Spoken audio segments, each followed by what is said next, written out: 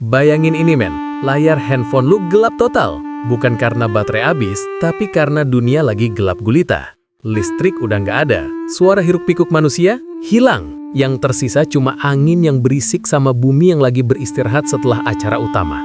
Ini bukan lagi tentang bagaimana kiamat terjadi, itu cerita kemarin. Sekarang, kita mau bahas yang lebih gila. 3 hari setelah kiamat, apa yang sebenarnya terjadi sama makhluk hidup yang ketinggalan? Apakah ada yang bisa bertahan? Dan yang paling penting, pelajaran logika apa yang bisa kita ambil dari skenario ekstrim ini? Hari ini, kita bakal bedah 3 fase kritis itu. Mulai dari hari pertama yang penuh kejutan, sampai hari ketiga di mana hukum alam yang baru mulai berlaku. Ini bukan cerita mistis, ini sains, logika, dan sedikit imajinasi liar. Stay tuned, let's go!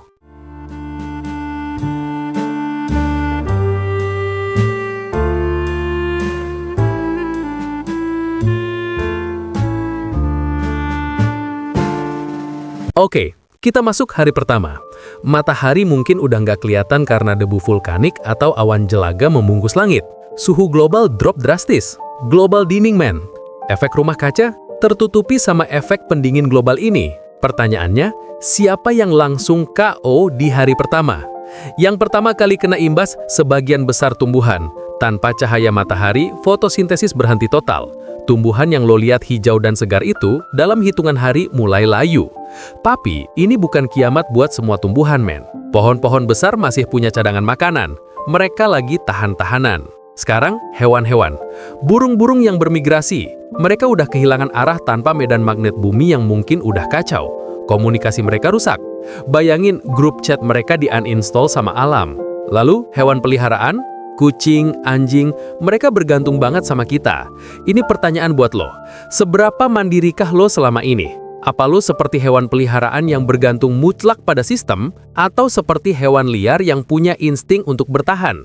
Yang paling menarik, serangga dan mikroba. Ini adalah raja dari hari-hari awal pasca kiamat. Mereka nggak butuh matahari langsung. Mereka bisa makan dari bangkai, dari kayu yang membusuk, dari apapun yang tersisa. Mereka adalah tim survival sejati. Logikanya sederhana, semakin sederhana organisme, semakin besar kemungkinannya untuk bertahan dari gangguan masif.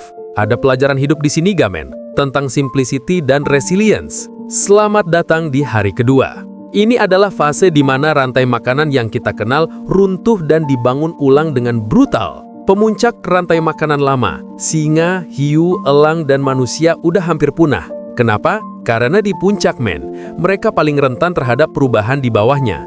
Kalau rantainya putus di bawah, yang di atas jatuh. Ini logika yang kejam tapi adil. Sekarang, siapa yang naik takhta? Pemulung dan omnivor. Tikus, kecoa, gagak, dan kalajengking. Mereka adalah pemenangnya. Mereka bisa makan apa aja. Mereka adalah oportunis sejati. Bayangin, kota-kota mati kita jadi supermarket gratis buat mereka. Ini bikin kita mikir ya enggak? Dalam hidup, kemampuan adaptasi dan gak pilih-pilih makanan, maksudnya peluang, adalah kunci. Tapi ada masalah besar yang mulai terjadi. Dekomposisi. Jutaan, bahkan miliaran bangkai makhluk hidup mulai membusuk. Bakteri dan jamur berpastapora. Tapi, ini bahaya baru men. Proses pembusukan massal ini bisa melepaskan gas-gas beracun dan penyakit mematikan. Wabah adalah ancaman baru. Jadi, sementara beberapa spesies merayakan kemenangan, mereka juga menghadapi tantangan baru. Ini lingkaran hidup yang berputar dengan sangat cepat sekali. Nah, di titik ini, gue mau ajak lo berpikir. Lihatlah bagaimana alam membersihkan dirinya sendiri. Dari kehancuran total, muncul mekanisme pembersihan yang efisien.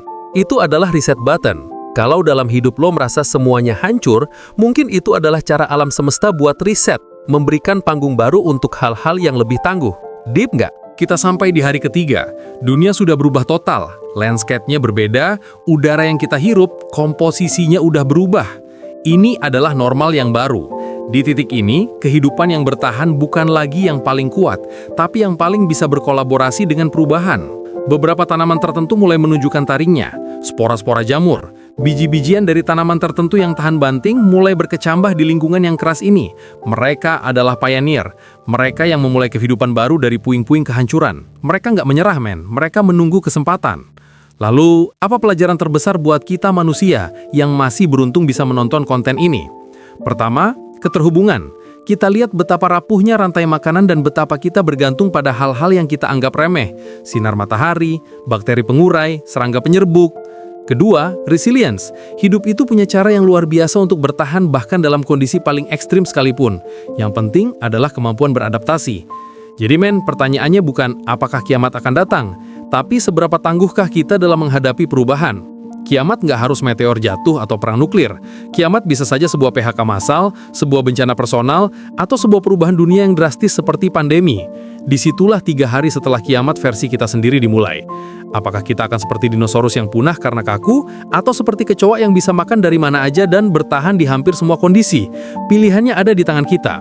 Latih logika, tingkatkan kemampuan adaptasi, dan jangan pernah berhenti belajar. Karena pada akhirnya, yang bertahan bukanlah spesies yang paling kuat, bukan yang paling cerdas, melainkan yang paling responsif terhadap perubahan. Oke itu dia. Gimana? Serem? Atau justru bikin semangat? Yang jelas semoga kita bisa mengambil pelajaran berharga dari skenario ekstrim ini. Jangan lupa share pemikiran lo di kolom komentar. Kita diskusi. Kalau suka jangan lupa like, subscribe, dan loncengnya, biar nggak ketinggalan konten yang bikin mikir lainnya. Sampai jumpa di video berikutnya. Peace out!